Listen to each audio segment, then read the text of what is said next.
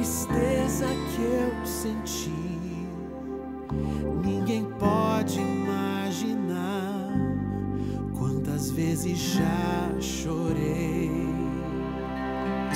Ninguém sente a minha dor, nem conhece o meu pesar. Ninguém sabe que hoje mesmo outra vez já desisti. Hoje a morte me cercou, me amarrou com suas cordas. Já não tinha pra onde ir, e outra vez pensei em Deus. Tantas vezes já perdi, mas ninguém no céu me ouviu. E sem ter nenhuma saída, eu clamei só mais uma vez. Você nunca estará só. Filho, Deus nunca te esquecerá. Quando você estiver sem saída, basta buscar.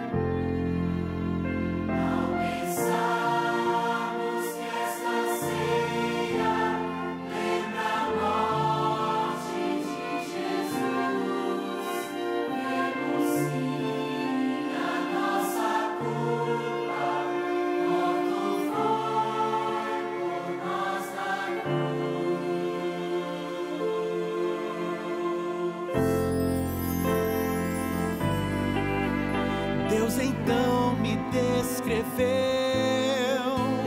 cada um dos meus pedidos, me contou que estava aqui e chorou quanto eu chorei.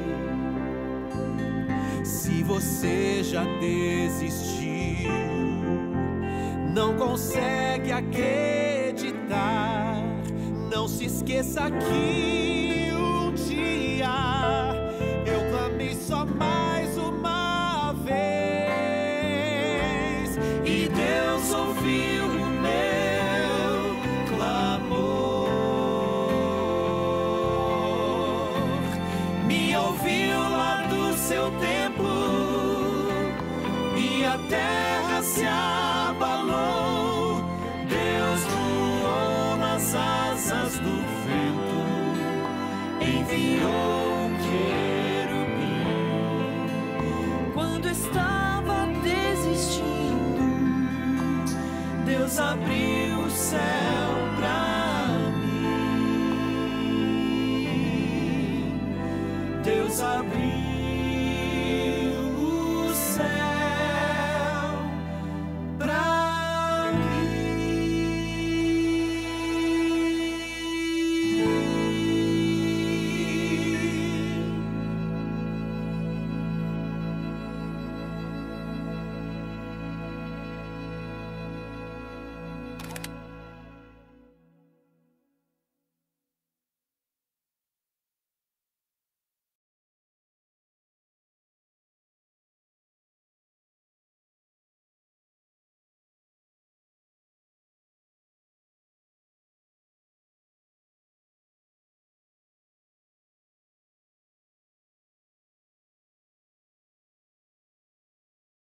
Meu nome é Rosane e eu nasci adventista, de berço, numa família muito participativa em igreja. Meu pai sempre gostava muito de música, a gente vivia na igreja, assim. Eu gostava muito, era dos acampamentos, que a gente ia na adolescência. Meu pai era o cozinheiro, então a gente sempre participava e eu adorava. Eu casei nova. E depois de 7 anos, acabei me separando. E foi aí que eu comecei a me desligar. Acho que achei uma desculpa para fugir, eu estava muito triste. Aí eu me envolvi com uma outra pessoa que não era da igreja, que saí. Olha, no começo parece que eu estava assim, numa liberdade, de fazer as coisas que eu queria. Aquilo parecia assim uma atração de momento. O que aconteceu realmente comigo, eu fiquei bem longe. Para mim não existia mais a igreja. Eu nunca mais sentei num piano para tocar. Eu nunca mais abri minha voz para cantar, porque eu gostava muito de cantar no coral. E aí eu fiquei bem apática em relação à igreja. Quando eu estava fora, eu tinha assim a certeza que a religião certa era a que eu fui criada. Eu sabia que se um dia eu fosse querer frequentar alguma igreja, seria adventista. O que meus pais me puseram quando criança ficou. Tive assim sucesso no mundo, comprava o que eu queria porque eu ganhava bem no ramo que eu estava. Só que aquilo não preenchia. Foi aí que começou. Você compra uma coisa, alguma coisa. Depois você vai comprando mais. Você sai de uma loja, uma roupa não te faz efeito. Você quer comprar 10 peças. Aí você tem 4, 5 garagens, estão todas cheias, mas você quer mais. Você quer mais um carro. No dia seguinte, estava triste. Eu não entendia aquilo, por que acontecia aquilo. Aí estava nessa insatisfação. Eu conheci uma pessoa que hoje é meu marido. Ele não era da igreja, mas tinha família na igreja, um primo dele. Então ele conhecia toda a igreja, mas nunca havia se batizado. E eu comecei esse meu relacionamento e esse primo dele falou assim, amanhã nós vamos para a igreja de Moema, você quer ir? Foi aí que eu comecei a entrar na igreja adventista. E novamente, foi um sábado. Eu detestava apelo. Quando começava o apelo, aí eu pegava, saía, ia embora. Mas no outro sábado eu fui. Eu vi um pregador lá, não conhecia. Eu falei assim, eu não vou estar afim de assistir o sermão desse pastor. Não vou assistir. Aí ele começou a falar, mas me prendeu tanto a atenção. Eu acho que foi esse o momento que o Espírito Santo estava preparado para me pegar. Aí no apelo do pastor, ele estava fazendo um apelo por grupos e chegou num grupo de pessoas assim que tinham sido adventistas e que não estavam mais na igreja, que eram para vir para voltar. Aí ele falou isso, eu não levantei. Falei, não vou. Aí ele passou para um outro grupo, que era das pessoas que conheciam a verdade, conheciam a igreja adventista, mas ainda não teve a oportunidade de se batizar. Nessa hora ele parou imediatamente, quando ele falou assim, não, eu vou voltar para o grupo anterior. Eu sinto que alguém tem que vir aqui e não veio desse grupo. Aí minhas pernas começaram a tremer, meu coração disparou, eu sentia meu coração assim na garganta. Aí ele falou, eu sei que alguém precisa vir. E se você está querendo vir e não consegue, está presa no banco, pega na mão da sua amiga do lado e venha. Eu falei, ele não está chamando a gente, Deus está chamando a gente. O Espírito Santo quer a gente lá. Aí nós levantamos, eu levantei chorando nessa hora. Aí foi chorando, mas para mim foi um momento único. Ele saiu e foi ao encontro. E ali foi assim, quando eu falei assim, quanto tempo eu perdi. Nossa, eu preciso de mais sinal de Deus. Deus está me puxando. Ele se importa comigo. Eu falei assim, em meio a toda a população desse mundo inteiro, ele não desistiu de mim. Do momento que teve o apelo, o chamado do Espírito Santo para o retorno e do batismo, assim, aquele dia do batismo foi assim uma vitória. E foi uma coisa assim, a minha família inteira estava lá. Foi naquele dia que eu tive noção de quantos anos eu fiquei fora. 17 anos. A minha mãe me abraçou e falou assim, 17 anos que eu oro por você, minha filha. E eu, para mim, não percebi que foram tantos anos. E quando eu saí assim do batismo, eu saí muito leve. Mas eu sabia que ia ser o começo de uma nova prova, mas que eu não estaria mais sozinha, que eu estaria sempre acompanhada. E como eu estou hoje, eu acho assim que eu perdi tanto tempo, 17 anos. Eu podia ter ajudado a igreja, podia ter dado testemunhos, assim, de uma vida que eu cresci, que sabia que era verdade. E me omiti, fiquei fora. Mas hoje, assim, eu estou na igreja e tudo que vem a minha mão para fazer, eu falei, Deus vai ser em primeiro lugar na minha vida.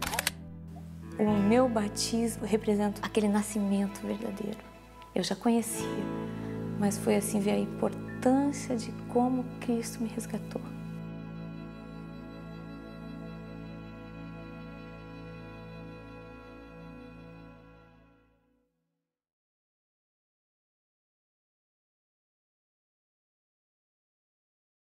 O meu nome é Mário Tomás Júnior, né? E eu me batizei pela primeira vez no batismo da primavera, na Igreja Central, setembro de 1973. Eu comecei na igreja pela minha mãe. Minha mãe se batizou em 67.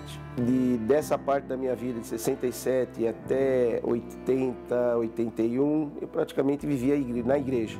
E sempre me senti realizado, satisfeito e muito contente. Até que eu acabei me afastando da igreja. E o principal motivo foram problemas financeiros. A gente passou por uma série de problemas naquela ocasião, e endividamento, e isso vai trazendo uma certa frustração dentro da gente. Eu não soube me valer das promessas, né, que a gente encontra na Bíblia. O que acontece na vida de uma pessoa que se afasta da igreja e faz com que ela, vamos dizer assim, não se interesse mais em participar, é o descompromisso, tá? Porque você se sente descompromissado com todos, primeiramente com a igreja. Eu não tenho que ficar dando satisfação do que eu faço para aqueles que estão lá na igreja, certo? Eu posso ir aonde eu quero, na hora que eu quero. A única pessoa a quem eu me preocupava dar satisfação era a minha esposa, tá? O descompromisso também com Deus, né? Isso é muito perigoso. A gente não sente mais a necessidade de uma comunhão. A gente não sente mais a necessidade de uma conversa com Deus diária, certo? E o pior do descompromisso é comigo mesmo, certo? Porque aí eu acabo, sabe, é uma pessoa sem rumo, uma pessoa que se fizer isso tá bom, se fizer aquilo tá bom, é uma coisa que você fica totalmente alheia, né? E você acredita que essa vida vai te fazer feliz. E no fim isso daí vai criando uma frustração muito grande na sua alma, né, no seu interior.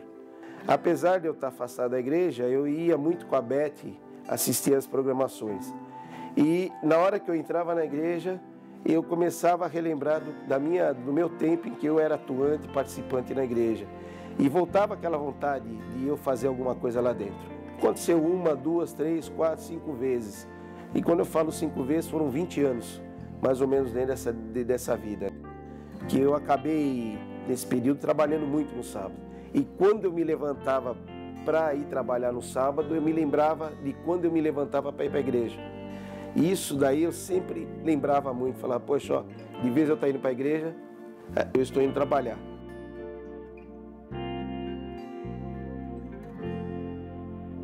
Ela uma vez me escreveu no Orkut, e há quantos anos eu não falava com a Josira? Isso, creio que mais de 20 anos, 30 anos que a gente não conversava. E ela falou uma frase que eu acho que é fundamental, e todo cristão tem que falar essa frase quando vê uma pessoa ou afastada ou uma pessoa passando por necessidade, né? Ela simplesmente escreveu, estou orando por você. E isso me tocou, sabe? Eu falei, poxa, olha, uma pessoa que eu não vejo há mais de 20 anos está se preocupando comigo. Esse tipo de coisa é importante. Isso daí me ajudou muito a refletir as coisas, sabe? E essas minhas decisões, da mesma forma que foi um período que me afastou da igreja, foi um período que me trouxe novamente para a igreja. E esse período foram essas coisas que aconteceram. Pessoas que estavam orando para a gente, pessoas que ligavam para a gente, os vídeos, né? E isso fez com que alguma coisa fosse acontecendo dentro da gente, né? A Bíblia fala que o Espírito Santo atua, né, no coração do ser humano. Eu acho que o Espírito Santo se valeu disso para fazer com que eu chegasse a essa minha decisão de retorno, né? A minha volta na igreja foi interessante, né? Eu dou também bastante crédito à igreja do Mandaqui. Foi impressionante a forma com que eles sempre me receberam na igreja. Ninguém veio me falar de doutrina, ninguém veio me mostrar que eu ia me perder, ninguém veio simplesmente sempre falando que ficavam contentes com a minha presença lá na igreja, que estavam orando por mim. E teve até alguns que vieram aqui em casa fazer uma visita na época da minha cirurgia, trouxeram um quarteto aqui para cantar. Isso tudo me ajudou muito. E o dia do batismo também foi muito especial, porque eles reservaram o culto da manhã de um sábado, e eu fui o único candidato ali batizado.